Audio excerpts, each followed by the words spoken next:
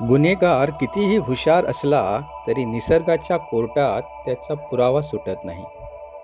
आणि जेव्हा या कोर्टाचा न्यायाधीश आपल्या सिंहासनावरून उठतो तेव्हा भले भले राजेही पायातील पादत्राणे हातात घेऊन पळू लागतात. नमस्कार मित्रांनो, मी सुरेश मसूरकर. आज आपण अशा एका ऊर्जेबद्दल बोलणार आहोत ज्याच्या नावाने राजकारणी घाबरतात, उद्योगपती थरथरतात आणि सामान्य माणूस मंदिरात जाऊन तेल वाहू लागतो. होय, आपण बोलूया शनीबद्दल.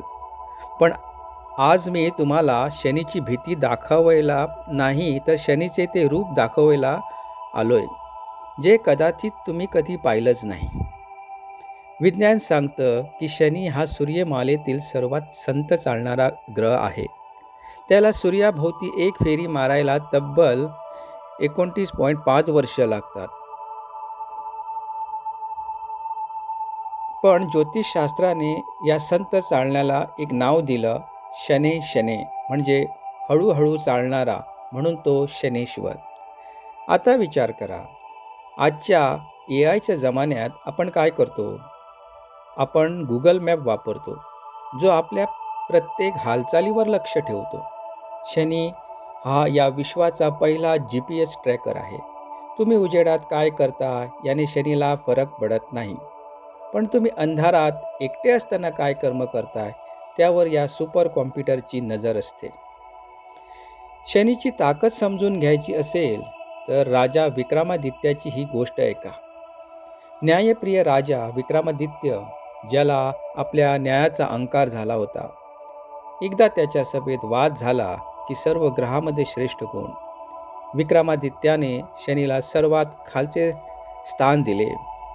शनिदेव प्रकट झाले आणि म्हणाले, राजा, हा तुझा अहंकार आहे. माझी 7.5 येऊ दे, मग तुला कळेल. और मित्रांनो, 7.5 सुरू झाली. तो चक्रवर्ती सम्राट विक्रमादित्य, ज्याच्या एका इशाऱ्यावर हजारो सैनिक उभे राहायचे, तो एका चोरीच्या खोट्या आरोपात अडकला. होय मित्रांनो, ज्या चक्रवर्ती राजाने शनीला कमी लेखलं होतं, तो चोरीच्या खोट्या आरोपात अडकला. त्याचे दोन्ही हात आणि दोन्ही पाय कापून टाकण्यात आले. तो रक्ताच्या थोराळ्यात एका जंगलात पडला होता. विचार करा, जो राजा पालखीतून फिरायचा तो आता एका तेल्याच्या घरी जाऊन गाढव हाकण्याचं काम करू लागला. पण जेव्हा 7.5ची 7.5 वर्ष संपली, राजाच्या मनातील अहंकाराचा शेवटचा कणही जळून खाक झाला. तेव्हा शनिदेव पुन्हा प्रकट झाले. त्यांनी राजाला त्याचे हातपाय परत केले. राजा डोळ्यात पाणी आणून म्हणाला, देवा, असा त्रास कोणालाच देऊ नकोस. तेव्हा शनी हसून उत्तर दिलं, विक्रमादित्य, मी तुला त्रास दिला नाही. मी फक्त तुझा अहंकार तोडला आणि तुला न्याय दिला. मित्रांनो, शनीची दृष्टी म्हणजे काय? लोक म्हणतात शनीची वक्र दृष्टी विनाश करते, पण मी म्हणेन शनीची दृष्टी म्हणजे हॉस्पिटलमधला एक्सरे कधीच तुमचं बाह्य सौंदर्य पाहत नाही, तो थेट शरीरातला फ्रॅक्चर दाखवतो. शनीची ही दृष्टी तुमच्या आयुष्यातलं तेच फ्रॅक्चर, तोच खोटेपणा समोर आणतो.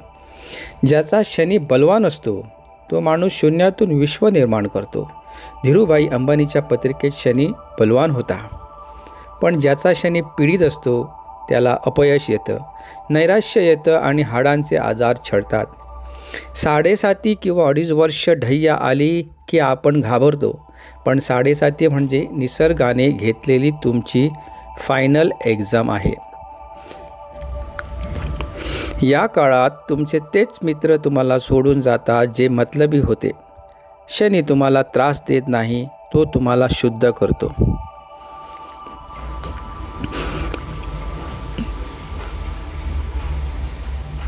मग शनीला प्रसन्न कसं करायचं? महागड्या विधींची अजिबात गरज नाही. शनीला कर्म आवडतं, ढोंग नव्हे. तुमच्या घरात किंवा ऑफिसमध्ये काम करणाऱ्या मजुरांना, नोकरांना कधी हिणवू नका. शनिवारी त्यांना आनंदाने चहा पाणी द्या. शनिदेव तिथेच प्रसन्न होतात. शनिवारी मद्यपान किंवा जुगार खेळू नका. काळ्या कुत्र्याला किंवा पक्ष्यांना अन्न द्या. ओम नमः शिवाय आणि हनुमान चालिसाचा पाठ करा. हनुमंताच्या भक्ताला शनी कधीच त्रास देत नाही. ब्रॉडकास्टाच्या शेवटी एवढंच म्हणेन, वक्रदृष्टी त्याची क्रूर नाही, तो तर कर्माचा आरसा आहे. अहंकार जळून खाक होईल, हाच त्याचा खरा वारसा आहे. शनीला घाबरू नका, स्वतःच्या कर्माला सुधारा. मी तुमचा सुरेश मसूरकर. हा ब्रॉडकास्ट आवडला असेल तर लाईक आणि शेअर नक्की करा. पुन्हा भेटू अशाच एका रंजक विषयावर. तोपर्यंत जय शनिदेव. धन्यवाद.